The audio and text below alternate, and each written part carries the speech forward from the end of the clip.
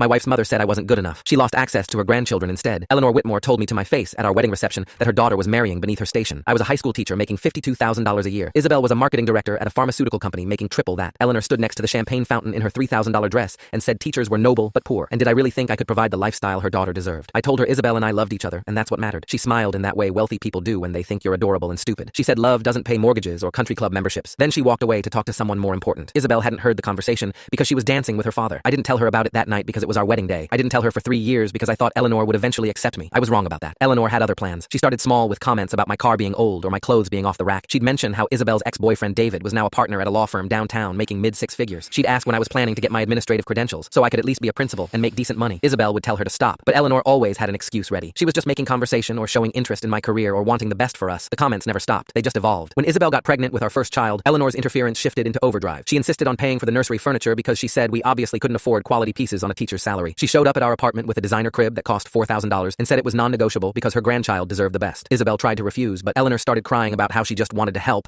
and why were we being so proud when clearly we needed assistance. I stood there watching this manipulation happen and said we appreciated the thought, but we'd already ordered furniture. Eleanor asked if I meant the cheap set from Target I'd added to our registry. Her voice had this edge to it that made it clear she thought Target furniture was basically child abuse. Isabel looked exhausted from pregnancy and Eleanor's emotional manipulation. She gave in and accepted the crib. Eleanor hugged her and told her that was smart. Then she looked at me and said, maybe I'd learn to accept help gracefully instead of letting my pride hurt my family. I wanted to throw that $4,000 crib out the window. Instead, I helped carry it upstairs and assembled it in silence while Eleanor supervised and made suggestions. Our daughter Sophie was born on a Friday morning in March. She was perfect. 7 pounds, dark hair, Isabel's eyes. Eleanor arrived at the hospital 3 hours after the birth with enough flowers to open a shop and a photographer she'd hired to capture the moment. She pushed past me into the room and started crying over Sophie while the photographer snapped pictures. I asked Isabel if she'd known about the photographer. She shook her head, looking confused and tired. Eleanor said she wanted professional photos of Sophie's first day because these moments were precious, and obviously we couldn't afford a good photographer ourselves. The photographer spent an hour posing Eleanor with Sophie while Isabel tried to rest, and I stood in the corner wondering when this became Eleanor's experience instead of ours. When I finally asked the photographer to leave because Isabel needed to sleep, Eleanor said I was being selfish and difficult. She said grandmothers have rights too. That phrase stuck with me. Grandmothers have rights. As if her being related to Sophie meant she got equal say in how we raised our child. As if our home and our family were somehow her property because she'd contributed DNA. The first year of Sophie's life was a constant battle with Eleanor's boundary violations. She'd show up unannounced to our apartment, claiming she was just in the neighborhood and wanted to see her granddaughter. She'd criticize how we dressed Sophie or fed Sophie or scheduled Sophie's naps. She bought clothes without asking us and then got offended when we returned them because they weren't our style or were impractical. She started a college fund for Sophie and told everyone at her country club about it, making sure to mention that Sophie's father couldn't afford to save for her education on a teacher's salary. Isabel confronted her mother twice about the constant criticism and boundary violations. Both times Eleanor cried and said she was just trying to help because clearly we were overwhelmed and struggling. She'd hug Isabel and apologize while somehow making it sound like Isabel was the problem for being so sensitive. Then within a week, Eleanor would be back to the same behavior. I started documenting everything. Every unannounced visit, every critical comment, every manipulation, and that's when things took a turn I never expected. To see the full story, click the link below or go on my channel.